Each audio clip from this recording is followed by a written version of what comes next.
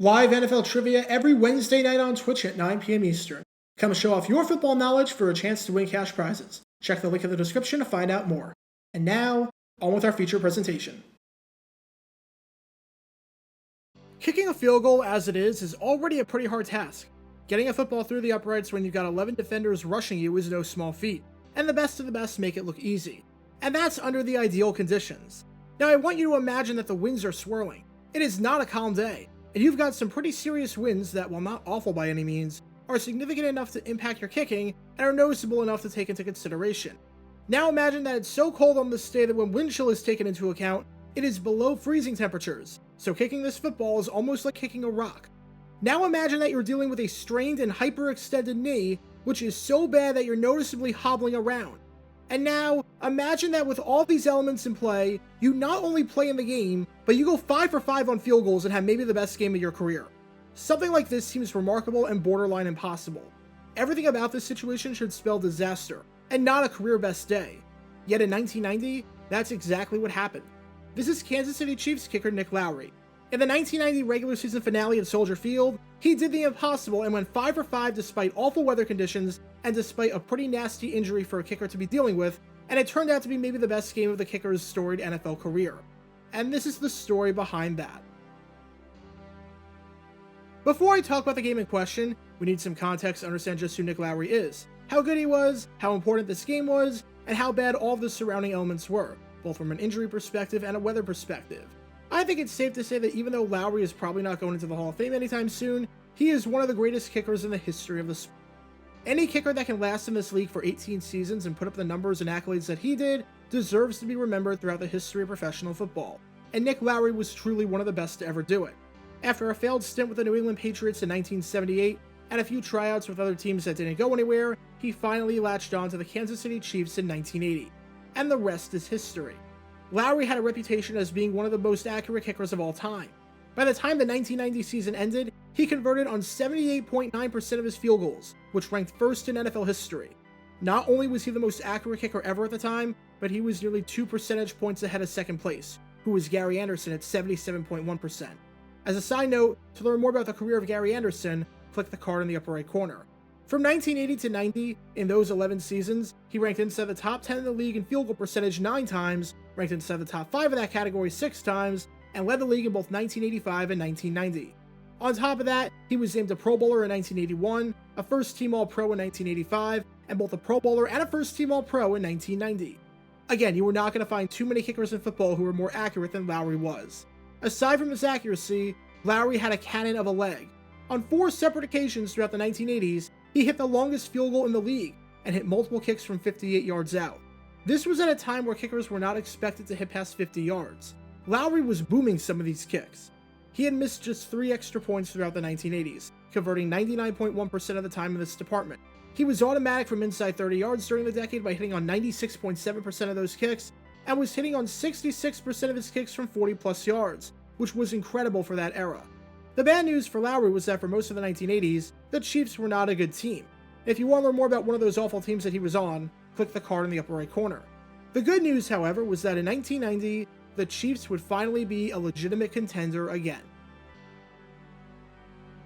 Entering the 1990 season, the Chiefs were a team that were looking like they were on the rise.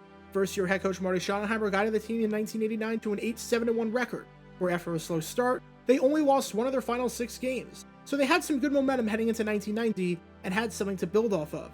After having just 1 appearance in the postseason since the end of the 1971 season, and having just 1 season with double-digit wins in that stretch, it seemed like 1990 could be a good year for the Chiefs to get back to their winning ways like they had in the glory days of the American Football League. And sure enough, the Chiefs were doing just that. Through the first 16 weeks of the season, the Chiefs were establishing themselves as not just a formidable contender in the AFC, but as one of the best teams in all of football. After 16 weeks, the Chiefs were 10-5, and were one of just 7 teams to cross the 10-win plateau heading into the final week of the newly expanded 17-week season. They had an offense that was firing on all cylinders, and an offense that had scored 348 points, or an average of over 23 per game, which was 3rd in the AFC behind the Buffalo Bills and the Houston Oilers, and was 6th in the NFL. They had a defense that was dominant, having allowed the 4th fewest points in the conference and the 6th fewest points in the league, having allowed just over 16 points per game. And their point differential of plus 101 was the 2nd best in the AFC. only behind the Buffalo Bills at an astonishingly high plus 180, and was the 4th best in the NFL. After 16 weeks, the Chiefs, for just the second time since 1972, had clinched a spot in the postseason. But even though they had a spot wrapped up, they had a lot to potentially play for heading into the final week of the season. While the Chiefs were doing great and were 10-5, the Los Angeles Raiders were leading the division with an 11-4 record. The Chiefs owned the tiebreaker over the Raiders, so the scenario for Week 17 was simple. Win and have the Raiders lose, and not only do you win the division, and not only do you get a chance to host a playoff game, but you get a first-round bye as the number 2 seed, as the champion of the AFC Central was mathematically eliminated from that race. Lose or have the Raiders win, and you're locked into the number 5 seed. And not only do you have to play on the road during wildcard weekend, but you have to play Dan Marino and his Miami Dolphins, which is no small feat. The Chiefs had a ton to play for heading into their Week 17 matchup against the Chicago Bears. And it looked like they were going to have to do it without their kicker.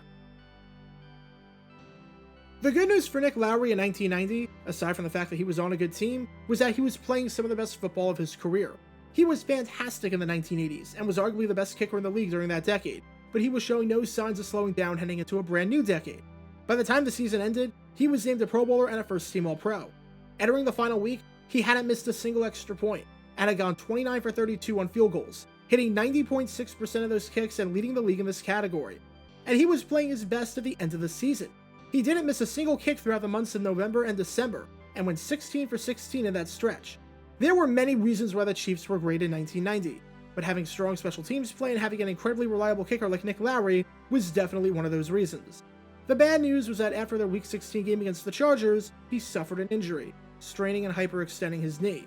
It happened sometime after he kicked the game-winning field goal in that game, which was the kick that officially sent the Chiefs to the playoffs and clinched a playoff spot.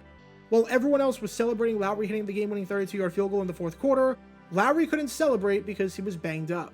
He was limited in practice, and on top of that, the Chiefs were facing a somewhat short week, as their final regular season game against the Bears was a nationally televised Saturday game on NBC, not Sunday.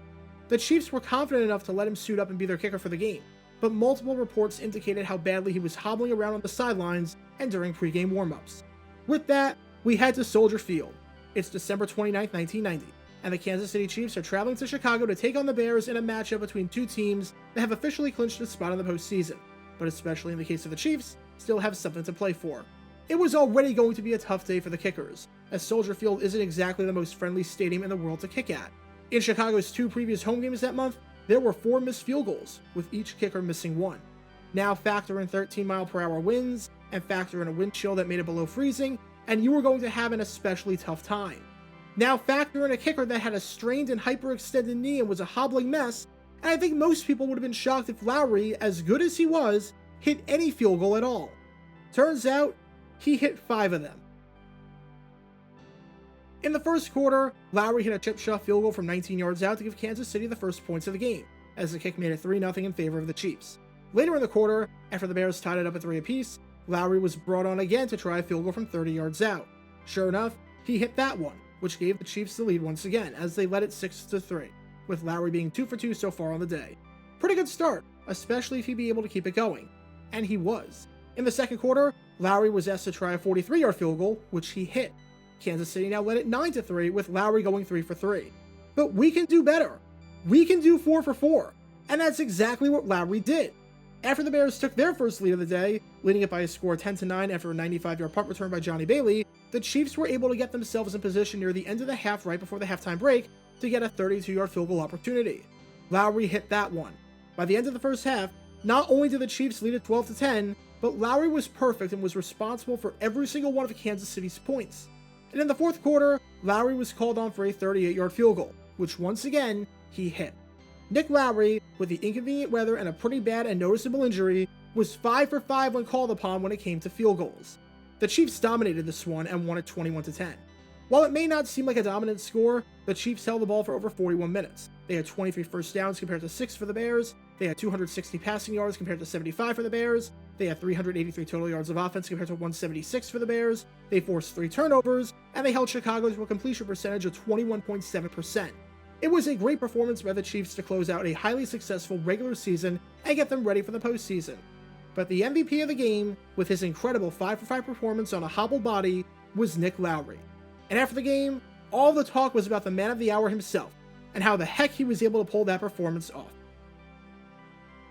The 1990 season was an incredible one for Lowery, who not only finished it with that 5-for-5 performance, but finished it by hitting 91.9% of his kicks over the course of the year. He finished with the 4th most accurate season by any kicker all time, and the most accurate season by any kicker in AFC history. Mark Mosley in 1982, Eddie Murray in 1988, and Eddie Murray in 1989 each hit on 95.2% of their kicks with Washington and Detroit respectively. He also broke the Chiefs' single-season record for most points with 129, most field goals with 30, and most consecutive field goals in a row with 21. As you can probably guess, Jan Stenerud held the records beforehand. It was an incredible way, especially considering the circumstances, to cap off an incredible season. And even though Lowery was hurting during this game, he wasn't using that as an excuse. If anything, he seemed ashamed that he got hurt in the first place. As Lowery said, "I'm embarrassed to have an injury as a kicker." But in a weird way, Lowery made it seem like the injury didn't bother him, and instead, helped him out. Lowery said, "I think sometimes an injury helps you concentrate more." In that case, even though Lowery was a fantastic kicker, I'm sure the Chiefs were hoping that he would get hurt more often. Consider this. Lowery, including the playoffs, played in 268 games over the course of his storied 18-year career.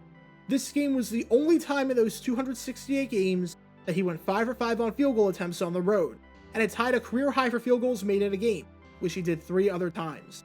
During those other 3 games, which all came at Arrowhead Stadium, coming in 1985 against the Raiders, 1988 against the Bengals, and 1993 against the Broncos, the temperature was 66 degrees, 48 degrees, and 64 degrees respectively. You had good conditions for kicking a football.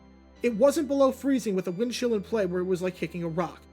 What Nick Lowery did during his entire career was incredible, and again, he's one of the greatest kickers to ever play the sport.